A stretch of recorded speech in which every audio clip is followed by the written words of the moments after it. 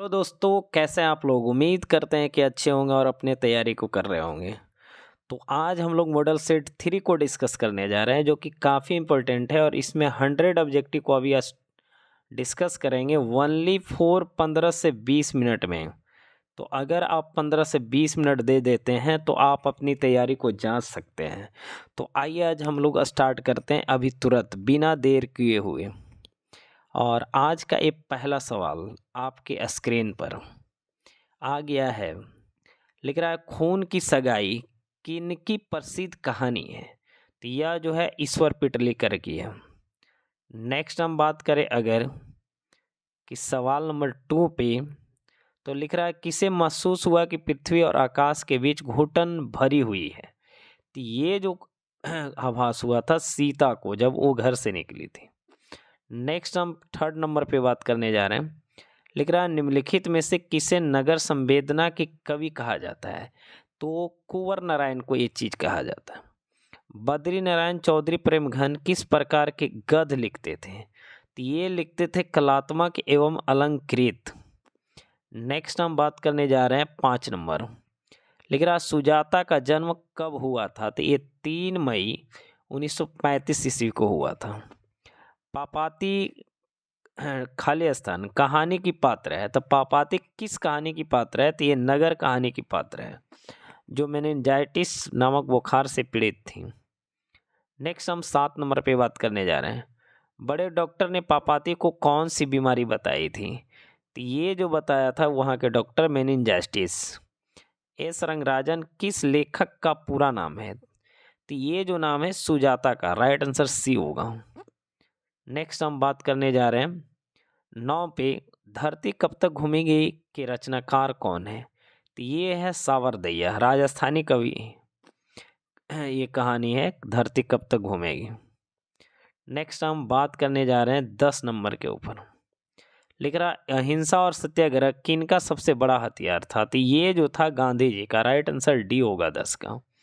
Next हम बात करने जा रहे हैं, किनकी रचनाओं का संग्रह गुरु ग्रंथ साहिबा के नाम से प्रसिद्ध है।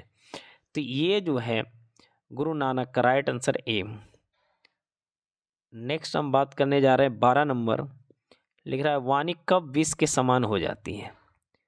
तो वाणी जो है राम नाम के बिना विष के समान हो जाती है। नेक्स्ट 13 नंबर, रेनर मारिया रिल्के द्वारा रचित कविता कौन सा है। तो ये है मेरे बिना तुम पर, वो राइट आंसर ए होगा। नेक्स्ट सवाल हम बात करने जा रहे हैं 14 नंबर। लिख रहा है, रंगप्पा कौन था। तो रंगप्पा जो था वो जुआरी था, राइट आंसर सी होगा। नेक्स्ट, मंगम्मा किस कहानी का पात्र है। तो मंगम्मा जो है दही वाली मंगम्मा कहानी का पात्र है। नेक्स्ट हम बात करने जा रहे हैं, वो है 16, किनके प्रोत्साहन पर बाबा साहेब उच्चतर शिक्षा हेतु न्यूयॉर्क गए थे। तो ये जो है राइट आंसर सी होगा, बड़ौदा नरेश की। नेक्स्ट, निम्न में से कौन कवि पठान राजवंश में उत्पन्न हुए थे। तो ये जो उत्पन्न हुए थे रसखान, राइट आंसर डी होगा। नेक्स्ट हम बात करने जा रहे हैं 18 नंबर। मथुरा और वृंदावन पर धावा किसने बोला था। तो ये बोला था नादिर शाह के सिपाहियों ने। ग्रामिया किसकी रचना है। तो ग्रामिया जो है वो सुमित्रा नंदन पंत की रचना है। नेक्स्ट हम बात करने जा रहे हैं 20 नंबर, बहुत ही इंपॉर्टेंट। बिरजू महाराज का जन्म लखनऊ के किस घराने किस अस्पताल में हुआ था। तो जफरीन अस्पताल में हुआ था, राइट आंसर बी होगा। नेक्स्ट हम बात करने जा रहे हैं बहुत ही इंपॉर्टेंट सवाल, और ये है 21 नंबर। लिख क्या रहा है कि बारिश होते देख किसे लग रहा था जैसे इस बार भी बाढ़ आएगी। बहुत ही इंपॉर्टेंट क्वेश्चन, ये लक्ष्मी को लग रहा था। नेक्स्ट 22, दीवार में एक खिड़की रहती थी नामक उपन्यास किसका है। तो ये राइट आंसर होगा हजारी प्रसाद द्विवेदी। नेक्स्ट हम बात करने जा रहे हैं 23। लिख रहा है, दिनकर जी के पिता का नाम क्या था। तो इनके पिता का नाम था Ravi Singh, right answer A. 24, Pandit Birju Maharaj Kanpur में कितने साल रहे थे। तो ये रहे थे 2 से 2.5 साल, राइट आंसर डी। नेक्स्ट सवाल हम 25 पे चल रहे हैं। लिख रहा है, किसका वातावरण वली अमाल को भयभीत कर दिया था। तो ये जो है वल्लीअमाल को अस्पताल का जो व्यवस्था था वो पूरा भयभीत कर दिया था। 26 नंबर, मैक्स मूलर का जन्म आधुनिक जर्मनी के किस नगर में हुआ था? तो डेसाउ में हुआ था। राइट आंसर ए होगा। नेक्स्ट हम बात करें अगर 27 नंबर, काशी क्या है? तो काशी देवनगरी है। राइट आंसर बी होगा 27 का, बहुत ही इंपॉर्टेंट। 28, बड़े भाई किस लेखक की रचना है? तो ये जो है रामविलास शर्मा की। Right answer C. नेक्स्ट 28 हो गया। 29, नटरंग शीर्षक पत्रिका का संपादक कौन है? तो ये जो संपादक इसका है वो रश्मि वाजपेयी है। नेक्स्ट हम बात करने जा रहे हैं, ये है 30, लिख रहा है कि हमारी नींद शीर्षक कविता किस काव्य संग्रह से ली गई है? तो ये जो ली गई है दुष्चक्र में सृष्टा से। नेक्स्ट 31, श्रीनिवास किस साहित्य के प्रतिष्ठित रचनाकार हैं? तो ये जो है कन्नड़ साहित्य के। Right answer C. नेक्स्ट हम बात करने जा रहे हैं 32, लक्ष्मी का पति खाली स्थान नौकरी करता था। तो लक्ष्मी का पति का नाम लक्ष्मण था, वो कलकत्ता में नौकरी करता था। राइट आंसर सी। 33, ढाते विश्वास कहानी किस लेखक द्वारा अनुदित है? तो ये है राजेंद्र प्रसाद मिश्र के द्वारा। राइट आंसर ए होगा। नेक्स्ट हम बात करने जा रहे हैं 34 नंबर, सब पुराने अच्छे नहीं होते और सब नए खराब नहीं होते, ऐसा किसने कहा था? तो ऐसा कहने वाला जो था Kalidas. Right answer B. Next हम बात करने जा रहे हैं 35, मंगू की माँ की कितने संतानें थी? तो मंगू की माँ की जो थी वो टोटल जो है 4 संतानें थी, 2 बेटा और 2 बेटी। ईश्वर पेटलीकर खाली स्थान लोकप्रिय कथाकार है। तो ये जो कलाकार है वो गुजराती का है। Right answer B. नेक्स्ट 37 पे हम लोग बात करने जा रहे हैं, इन मुसलमान हरिजन पै कोटिन हिंदू वारिये किस कवि के लिए कहा गया है? बहुत ही इम्पोर्टेंट है। तो ये रसखान के लिए कहा गया है। नेक्स्ट 38, गोस्वामी विठल नाथ ने किस भक्त कवि की पुष्टि मार्ग की दीक्षा दी? तो ये दिए थे रसखान को। Right answer D. नेक्स्ट हम बात करने जा रहे हैं 39, कवि रसखान ने चित्तचोर किसे कहा है? तो ये बोला है श्री कृष्ण को। 40 नंबर, कमरा नंबर 48 वल्लीअमाल को कौन ले गया? तो कमरा नंबर 48 जो ले गया था अमलराज ले गया था। नेक्स्ट हम बात करने जा रहे हैं 41, घनानंद का जन्म हुआ था, कहाँ हुआ था मेरे भाई? तो ये हुआ था 1689 ईस्वी के आसपास। भारत माँ के श्रेष्ठ मुख की तुलना कवि ने किससे की है? तो ये जो किए हैं वो छाया मुक्त चंद से। नेक्स्ट हम बात करें 43, लिख रहा है कुंवर नारायण ने बूढ़ा चौकीदार किसे कहा है? तो कुंवर नारायण ने बूढ़ा चौकीदार वृक्ष को कहा। लौटकर आऊंगा फिर कविता किस द्वारा भाषांतरित किया गया? बहुत ही इंपॉर्टेंट सवाल है। देखिए, भाषांतरित किया गया प्रयाग शुक्ल के द्वारा। भाषा का अंतरित करना लिखा गया है जीवनानंद दत्त के द्वारा, लेकिन इसको भाषांतरित किया गया प्रयाग शुक्ल के द्वारा।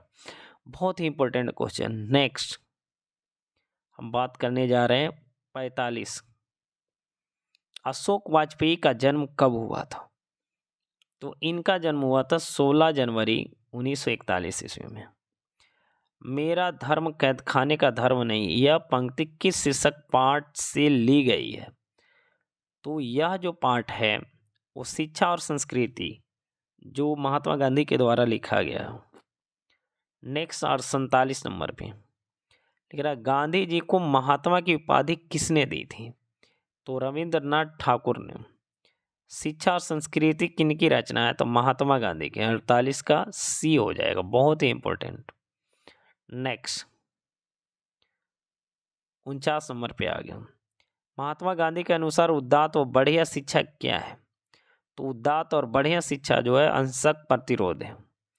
पहली बार दिखे बहादुर कितने वर्ष का था? तो पहली बार जो देखा गया तो उस समय 12-13 वर्ष का था। नेक्स्ट हम बात करने जा रहे हैं 51, साहित्य की परंपरा का पूर्ण ज्ञान किस व्यवस्था में संभव है? तो समाजवादी में है, और कोई भी व्यवस्था में नहीं। राइट आंसर इसका जो है 51 का बी होगा। नेक्स्ट हम बात करने जा रहे हैं, वो है 52 नंबर। देखिए, पंडित बिरजू महाराज किस कला से संबंधित है? तो ये नृत्य कला से। नाखून क्यों बंटते हैं कि रचनाकार कौन है? तो आपको पता है कि हजारी प्रसाद द्विवेदी है। राइट आंसर 53 का डी होगा। 54 पे आते हैं। लिख रहा, बहादुर को लेखक के घर कौन लाया था? तो लेखक के साले साहब ने लाया था। हु आर सुधराज किसकी रचना है? तो भीमराव अंबेडकर की रचना है। नेक्स्ट 56, वर्तनी की दृष्टि से कौन सा शब्द सही है? बहुत ही प्यारा सा क्वेश्चन आया है, इसको सही चेक करना है। तो इसका राइट आंसर बी होगा, ज्योत्सना। निम्नलिखित वाक्यों में कौन सा वाक्य शुद्ध है? तो इसका राइट आंसर सी होगा, यह काम जल्दी करना है।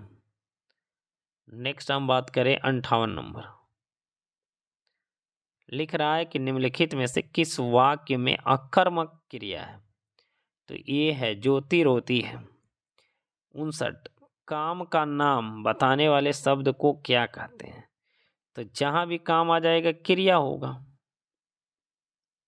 नेक्स्ट हम 60 पे चल रहे हैं। लिख रहा, आसमान पर चढ़ाना का अर्थ क्या है? तो आसमान पर चढ़ाना का अर्थ है अत्यधिक प्रशंसा कर देना। ऐसे कैसे आसमान पर चढ़ जाएगा? नेक्स्ट, कान फूकना का अर्थ क्या है? तो दीक्षित करना, मतलब कुछ समझाना। नेक्स्ट 62, कौन सा शब्द बहुवचन है? तो बहुवचन शब्द है प्राण। नेक्स्ट 63 बात करने जा रहा हूं।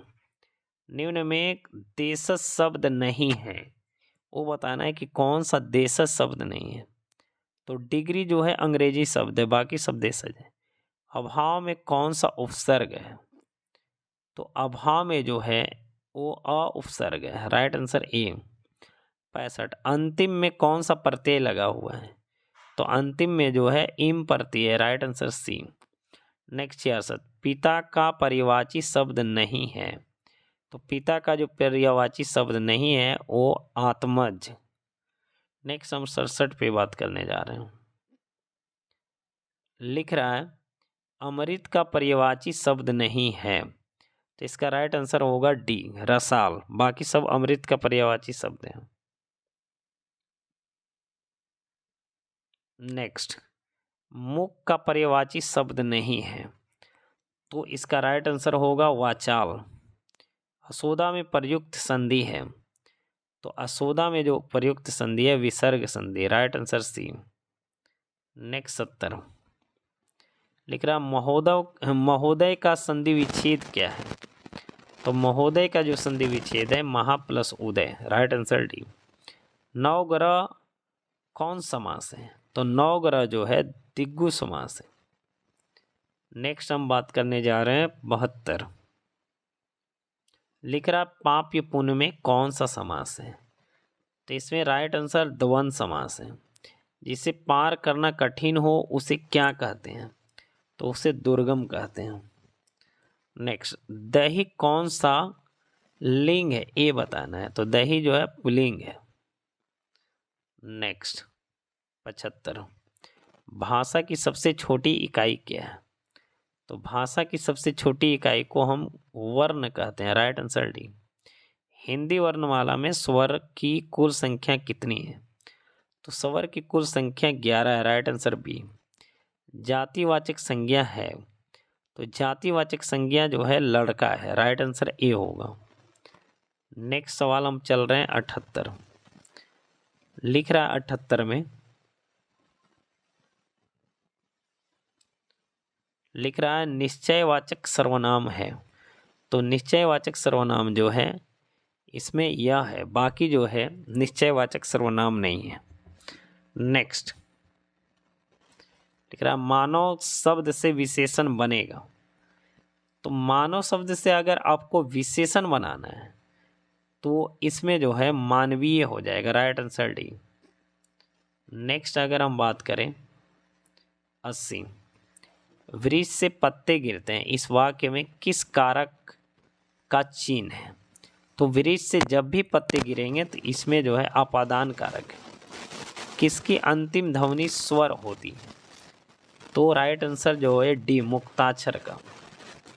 नेक्स्ट 82, लिख रहा विदेश शब्द में उपसर्ग है, तो विदेश शब्द में जो उपसर्ग है वी है। आगे, माँ ने बच्चे को खेलते देखा, किस कारक का उदाहरण है? तो माँ ने बच्चे के खेलते देखा कर्म कारक का उदाहरण है। नेक्स्ट 84 पे हम बात करने जा रहे हैं। हरिओम शब्द में कौन सा संज्ञा है? तो हरिओम में जो है व्यक्तिवाचक संज्ञा, right answer C. Next 85 number, अपेक्षा शब्द का विशेषण क्या है? तो अपेक्षा शब्द का जो विशेषण है वो अपेक्षित, राइट आंसर सी। नेक्स्ट हम बात करने जा रहे हैं 86, लिख रहा आकाश का शब्द जो है पर्यायवाची क्या है? आकाश शब्द का पर्यायवाची क्या है? तो गगन होगा, राइट आंसर बी।